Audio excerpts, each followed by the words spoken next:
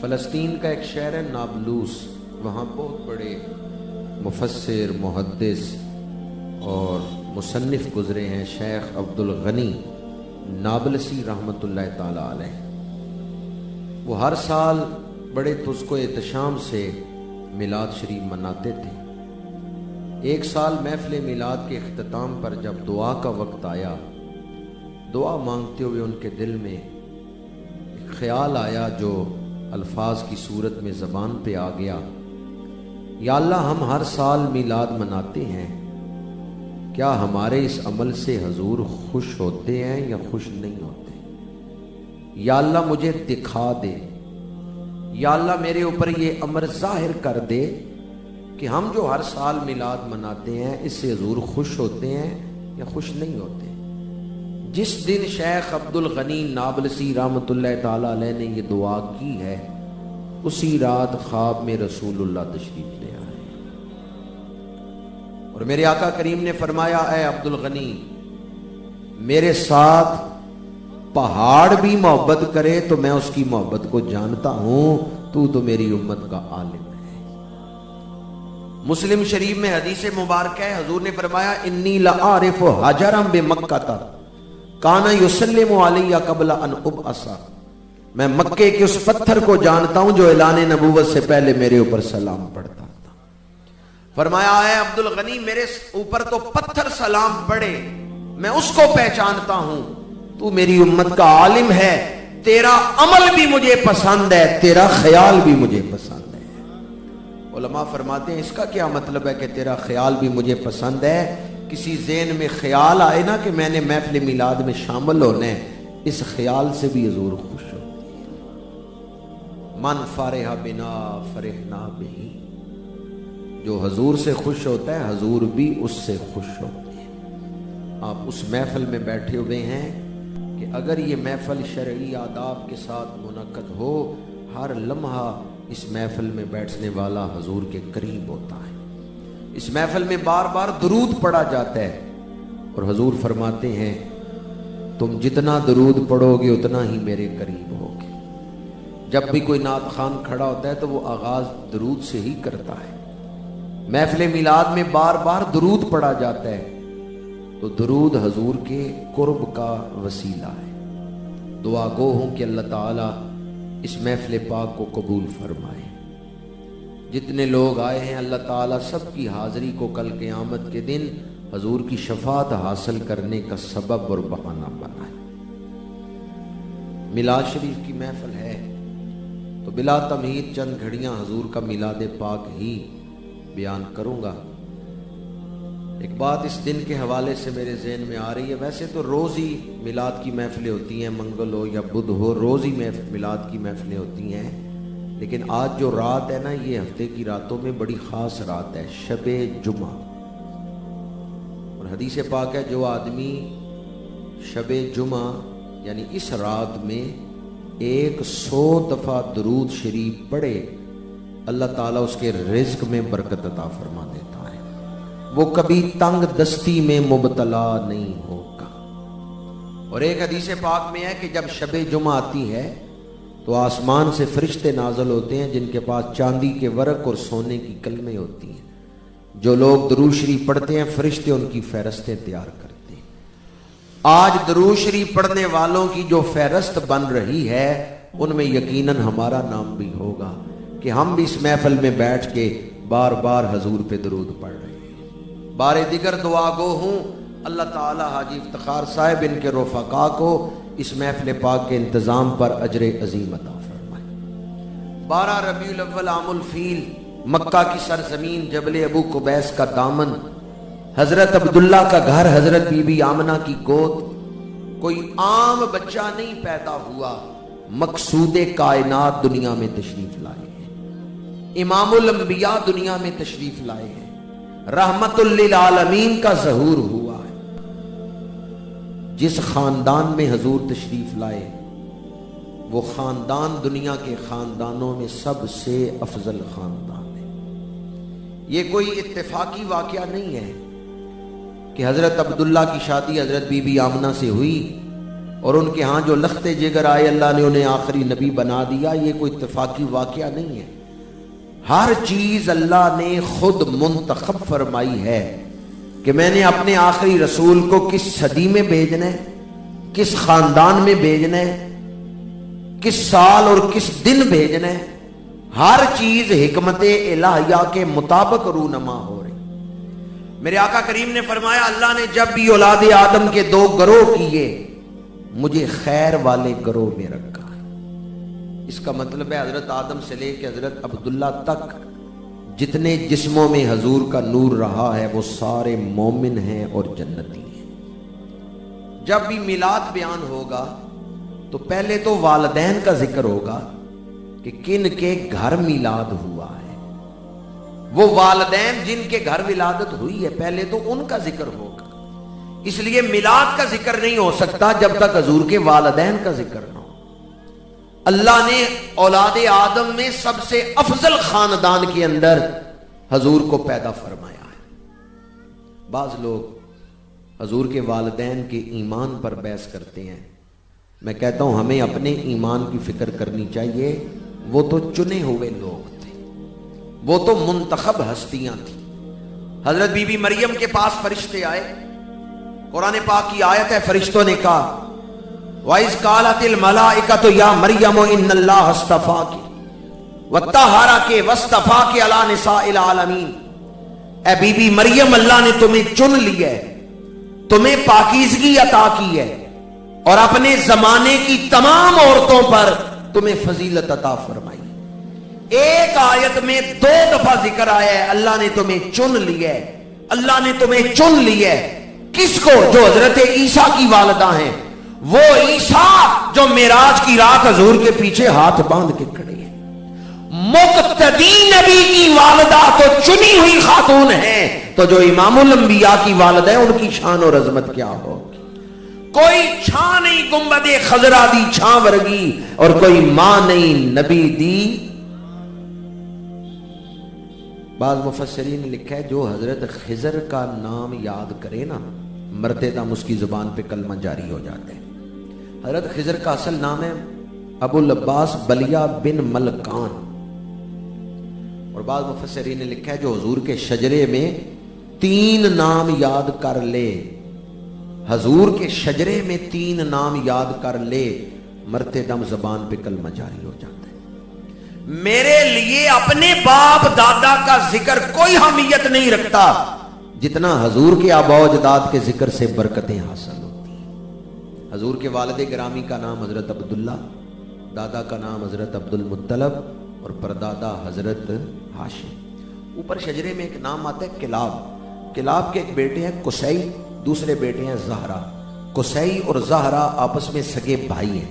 جناب قصی کی اولاد میں حضرت عبداللہ آئے ہیں اور جناب زہرا کی اولاد میں بی بی آمنہ پیدا ہوئی۔ زہرا مرد کا نام ہے، قصی اور زہرا سگے بھائی ہیں۔ جناب قصی کی اولاد میں حضرت عبداللہ کی ولادت ہوئی ہے اور بنو زہرا میں حضرت بی بی آمنہ کی ولادت ہوئی ہے۔ اس کا مطلب ہے حضور کے والد اور والدہ 2 سگے بھائیوں کی اولاد۔ شجرہ آپ کو سمجھ آ گئے؟ جناب کلاب پہ جا کر حضور کے والد اور والدہ کا شجرہ آپس میں مل جاتا ہے۔ حضرت بی بی آمنہ کو اللہ نے یہ شان عطا فرمائی ہے کہ بی بی آمنہ تھوکتی تھیں تو اس تھوک سے خوشبو آتی تھی، کوئی ایک آواز بھی نہیں آئی سبحان اللہ۔ کہیں میں نے اس لیے کہا ہے کہ کہیں آپ یہ تو نہیں سمجھ رہے کہ شاید میں مبالغے سے کام لے رہا ہوں کہ وہ تھوکیں اور تھوک سے خوشبو آئے۔ مراکش کے ایک بزرگ ہیں علامہ جزولی فاسی رحمۃ اللہ تعالی علیہ، ان کی کتاب ہے دلائل الخیرات، درود شریف کے فضائل لکھے ہیں۔ جائیں مراکش کے لوگوں سے پوچھیں کہ صاحب دلائل الخیرات علامہ جزولی کی شان کیا ہے۔ 70 سالوں کے بعد ان کی قبر کھولی گئی تھی تو ان کا جسم تر و تازہ تھا۔ شہر فاس میں ان کی قبر تھی تو مراکش کے حکمران نے کہا فاس سے ان کی میت نکال کے مراکش کے دارالخلافہ میں لائیں، چونکہ یہ بہت بڑے بزرگ ہیں۔ 70 سالوں بعد قبر کھولی گئی، جسم تر و تازہ تھا۔ وہ علامہ جزولی فاسی رحمت اللہ تعالی علیہ لکھتے ہیں، میں سفر کر رہا تھا، ظہر کی نماز کا وقت آیا، وضو کرنے کے لیے پانی چاہیے تھا، کنواں مل گیا لیکن کنویں پہ رسا اور ڈول کوئی نہیں تھا۔ ایک بچی وہاں سے گزر رہی تھی، میں نے اس کو بلایا، میں نے کہا بیٹی مجھے رسا اور ڈول لا دو تاکہ میں پانی کھینچ کے وضو کر کے نماز پڑھ سکوں۔ اس بچی نے کہا آپ کو پانی چاہیے، رسا اور ڈول کیوں منگا رہے ہیں، ویسے ہی آپ کو پانی مل جائے گا۔ وہ بچی کنویں کے کنارے کھڑی ہوئی، اس نے کنویں میں تھوک دیا۔ جب اس کا تھوک پانی کی لہروں سے ٹکرایا، پانی جوش مار کے کنویں کے کنارے پہ آ گیا۔ اس بچی نے کہا لو امام وضو کر لو۔ علامہ جزولی فاسی رحمت اللہ تعالی علیہ فرماتے ہیں میں حیران ہوا، میں نے اس بچی سے پوچھا تجھے یہ کرامت کیسے مل گئی، تجھے یہ کمال کہاں سے ملا ہے کہ تو نے تھوکا اور کنویں کا پانی گہرائی سے کنویں کے کنارے تک پہنچ گیا، یہ کرامت کیسے مل گئی؟ اس بچی نے کہا امام میرا کوئی کمال نہیں ہے، یہ سارا کمال درود و سلام کا ہے، میری زبان حضور پہ درود پڑتی ہے، یہ درود پاک کی برکت ہے کہ میں تھوکتی ہوں تو کنویں کا پانی جوش مار کے کناروں تک آ جاتا ہے۔ محفل میلاد میں بیٹھنے والوں ذرا دیانت داری سے فیصلہ تو کرو، جو بچی حضور پہ درود پڑتی ہے اسے تو اللہ نے کرامات عطا فرما دی، تو جس ماں کے بطن مبارک میں درود والے آقا رہے ہیں اس ماں کو کیا شانیں عطا ہوئی ہوں گی، اس ماں کو کتنے کمالات عطا ہوئے ہوں گے۔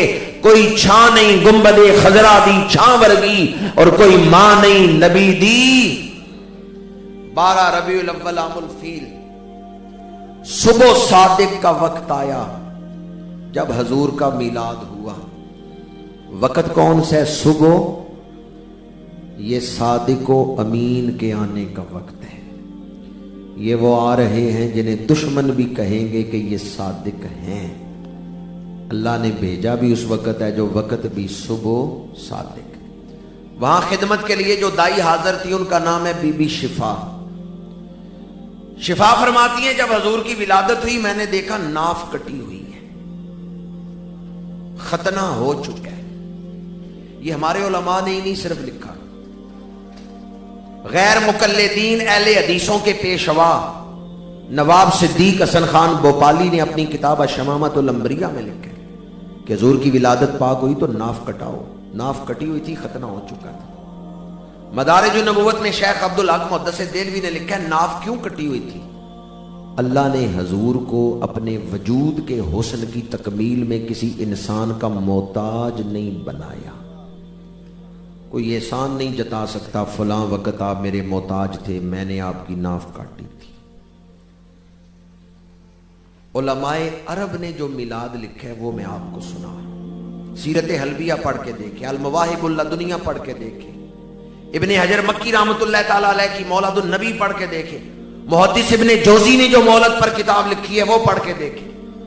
میرے آقا کریم کی ولادت ہوئی، ناف کٹی ہوئی، ختنہ ہو چکے ہیں، جسم چمک رہے، ایک قطرہ خون نہیں حضور کے وجود پہ لگا ہوا، بدن مبارک سے خوشبو آ رہی ہے، فی عینیہ زاجن، آنکھوں میں سرما لگا ہوا ہے۔ سرما لگانے کی محتاجی نہیں، آنکھیں قدرتی طور پہ سرمگی تھی، بال سمرے ہوئے ہیں، کنگھی کرنے کی ضرورت نہیں۔ دائی نے جب حضور کو ہاتھوں میں اٹھایا، دائی حیران ہوئی کہ عام بچے تو اس طرح نہیں پیدا ہوتے، اتنی شان کے ساتھ ولادت ہوئی۔ دائی یہ شانیں دیکھ کے حیران تھی، حضور کو والدہ کے پہلو میں لٹایا، اب جو شان دیکھی تو دائی کانپنے لگ گئی، تھر تھر کانپنے لگی۔ وہ کون سی شان تھی؟ جب دائی نے حضور کو والدہ کے پہلو میں لٹایا، میرے آقا کریم نے کروٹ بدلی ہے۔ ایک دن کا بچہ، عام بچہ خود کروٹ بدل سکتا ہے؟ دائی نے دیکھا حضور نے ایک ہاتھ زمین پہ رکھا ہے، کروٹ بدلی ہے، دوسرا ہاتھ زمین پہ رکھا ہے، اور دونوں ہاتھ زمین پہ رکھ کے سر سجدے میں رکھ دیا۔ حضور کی پھوپھی حضرت صفیہ فرماتی ہیں میں نے جب دیکھا کہ حضور نے سر سجدے میں رکھا ہے، صفیہ دوڑ کے آگے بڑھی کہ یہ کون آیا ہے جس نے آتے ہی سر سجدے میں رکھا ہے؟ بی بی صفیہ کہتے ہیں میں جھکی، حضور کے سر کے قریب اپنا سر کیا، تو مجھے یہ آواز آ رہی تھی رب حبلی امتی، رب حبلی امتی، رب حبلی امتی، پروردگار میری امت کو بخشش عطا فرما۔ اعلیٰ حضرت پکار اٹھے پہلے سجدے پہ روزے ازل سے درود، یادگاری یہ امت پہ لاکھوں سلام۔ وہ جو آتے ہی امت کو یاد کر رہے ہیں، آج امت اپنے آقا کو کیوں نہ یاد کرے۔ اعلیٰ حضرت کہتے ہیں جو نہ بھولے ہم غریبوں کو رضا، یاد ان کی اپنی عادت کیجیے۔ جو نہ بھولے ہم غریبوں کو رضا، یاد ان کی اپنی عادت کیجیے۔ جب کچھ دیر سر سجدے میں رکھا، پھر سجدے سے سر اٹھایا، انگشت شہادت کو آسمان کی طرف بلند کیا۔ اس انگلی کو ہم کیا کہتے ہیں؟ انگشت، کیونکہ اسے اٹھائیں تو اللہ کی توحید پر ہم شہادت دیتے ہیں۔ ولادت کے دن میرے آقا کریم نے انگشت شہادت کو بلند کی ہے۔ دیوبندی مکتبہ فکر کے مفتی شفیع صاحب کی کتاب اٹھا کے دیکھیں، سیرت خاتم الانبیاء المواہب الدنیا میں حضور نے انگشت شہادت کو بلند کیا۔ انگشت شہادت کو اٹھا کے حضور نے اللہ کی توحید کا اعلان کیا، وحدہ لا شریک لہ۔ اے دنیا انسانیت کے جھوٹے خدا، آج خبردار ہو جاؤ، سچے خدا کا سچا رسول آ گیا ہے۔ انگلی مکے میں اٹھائی ہے، ایران کے محل کے 14 کنگرے ٹوٹ کے گر گئے۔